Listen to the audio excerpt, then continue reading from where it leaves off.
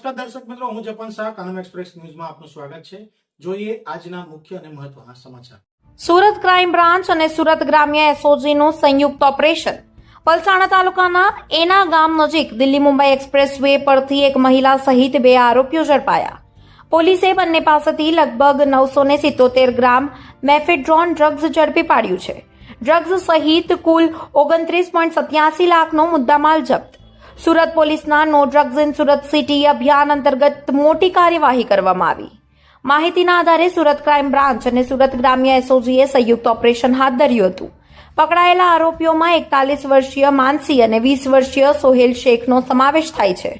પોલીસના જણાવ્યા મુજબ મેફેડ્રોનના જથ્થા મુંબઈમાં અલગ અલગ ડ્રગ્સ પેડલરોને સપ્લાય કરવામાં આવતા હતા।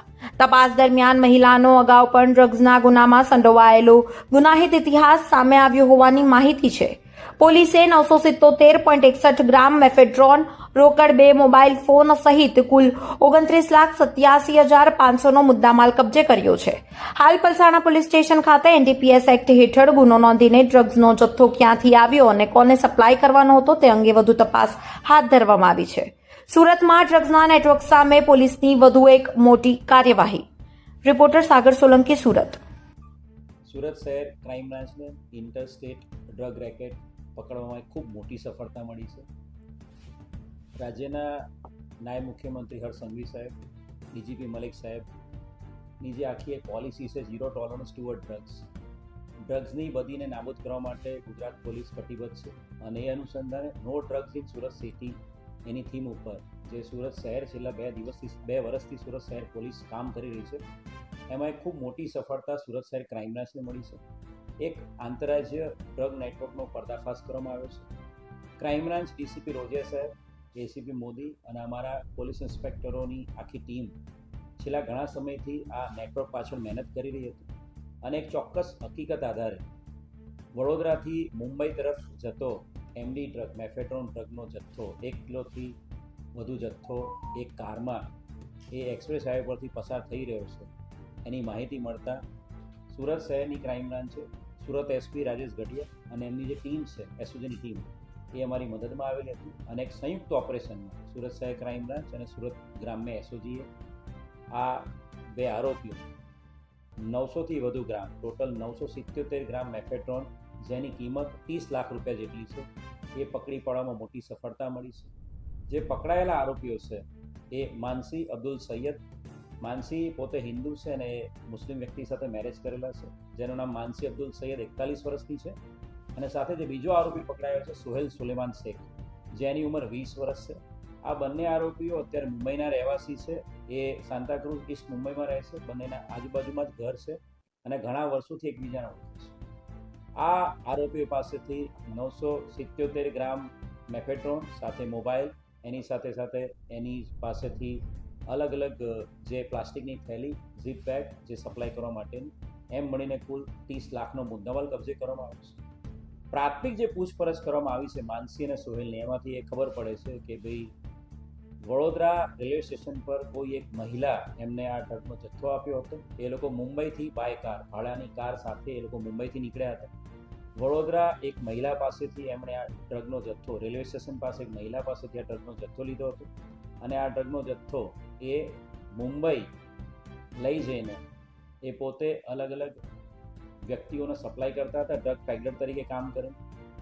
જે ઇન્ટ્રોગેશનમાં જે ખબર પડે છે એ પ્રમાણે માનસી અબ્દુલ સૈયદ એ 2015થી પોતે પણ એમડીનું સેવન કરે છે, ડ્રગ્સનું સેવન કરે છે અને ડ્રગ એડિક્ટ છે અને ઘણા લાંબા સમયથી ડ્રગ્સના આ સપ્લાયના અને પેડલરના અને બિઝનેસમાં સંકળાયેલી છે। આની પહેલાં પણ ઇન્દોર ક્રાઇમ બ્રાન્ચ છે અને 2021માં 100 ગ્રામ એમડીના ડ્રગ્સ સાથે પકડેલી છે। ઇન્દોર ક્રાઇમ બ્રાન્ચ પોલીસ સ્ટેશનમાં 29/2021ના ગુનામાં એ 4 વર્ષ જેટલું જેલમાં રહેલી છે અને 4 વર્ષ એ જેલમાં સજા કાપ્યા બાદ એ બેલ આઉટ થયેલી હતી।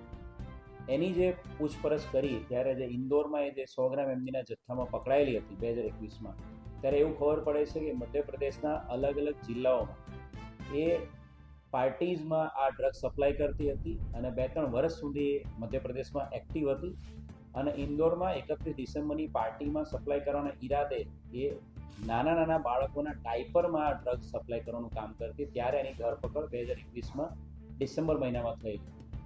એટલે ઇન્દોરના અલગ અલગ જિલ્લાઓમાં 2 થી 3 વર્ષ સુધી ડ્રગનું જે નેટવર્ક હતું એનો પર્દાફાશ એને પકડવાથી થયો હતો. અને ઘણા સમયથી એની પર વોચ ક્રાઇમ બ્રાન્ચની હતી.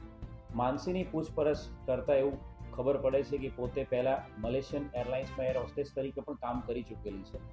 અને પહેલાં એ અલગ અલગ કન્ટ્રીઝમાં પણ અલગ 7 થી 8 કન્ટ્રીઝમાં પણ એ જઈ આવેલી છે. એટલે સાતીર અપરાધી છે. છેલ્લા 10 વર્ષથી ડ્રગ્સના નેટવર્કમાં જોડાયેલી છે અને જેલની સજા પણ કાપી ચૂકેલી છે. એક ખૂબ મોટી સફળતા આ 2 આરોપીઓ માનસી અબ્દુલ સૈયદ અને સોહેલ સોલેમાન શેખને પકડીને આંતરરાજ્ય ડ્રગના નેટવર્કને તોડી પાડવામાં સુરત સહાયક ક્રાઇમ બ્રાન્ચને મળી છે. સોહેલ જે છે એ 20 વર્ષનો જ છે. એ ઘણા સમયથી જે માનસી અબ્દુલ સૈયદ છે એના ઘરની બાજુમાં જ રહે છે. એની પ્રાથમિક પૂછપરછમાં એનો મોટા ભાગનો ઉછેર છે માનસી અને એના ફાધર દ્વારા કરવામાં આવ્યો છે. અને એ માનસીને મોટા ભાગના કિસ્સામાં એને સપોર્ટ કરતો હોય, એની સાથે રહેતો હોય છે. અને અત્યાર સુધીમાં પૂછપરછમાં એનો અન્ય કોઈ ગુનાહિત ઇતિહાસ મળી આવેલ નથી. હાલ જે વાત કરીએ પ્રમાણે માનસી જે છે એ આખા મુંબઈની અંદર અલગ અલગ જે ડ્રગ પેડલર્સ છે એના ડાયરેક્ટ કોન્ટેક્ટમાં છે. ઇન્દોરનું પણ એનું આ પ્રકારનું નેટવર્ક હતું. અને માનસી મુંબઈના અલગ અલગ ડ્રગ પેડલરના કોન્ટેક્ટમાં છે. એક સાથે 977 ગ્રામ જેટલો જથ્થો જે મળ્યો છે એમાંથી પછી 5 ગ્રામ 10 ગ્રામ જેવી પડીકી બનાવીને અલગ અલગ ડ્રગ પેડલર જે ડિમાન્ડ થાય એ પ્રમાણે એ લોકોને વહેંચવાનો આ લોકોનો પ્લાનિંગ હતો. પરંતુ એ પ્લાનિંગ આખું અનસક્સેસફુલ રહ્યું, કેમ કે સુરત ક્રાઇમ બ્રાન્ચ એમને પકડી પાડી.